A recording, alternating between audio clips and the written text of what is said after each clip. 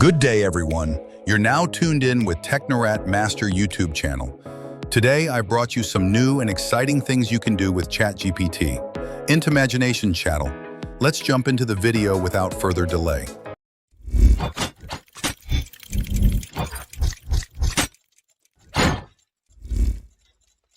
One, photo editing.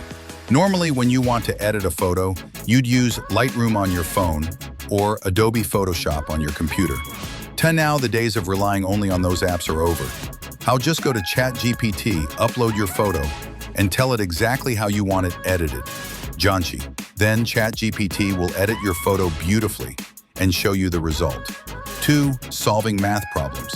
If you're a school student or still learning, this is super useful. Imagine you get a tough math question. Usually you'd use some app to solve it. Into Imagination Channel now okay? Cannot the apps? Just send the question to ChatGPT and ask it to solve and explain it. It will not only give you the answer, but also explain how it's done clearly. Easy 3. Creating question papers. This is especially useful for teachers and office staff. And what's this? Absolutely talk about what happens. Leaders, even if you are seeing videos, even if you're a student, sometimes you might be asked to prepare a paper, no problem.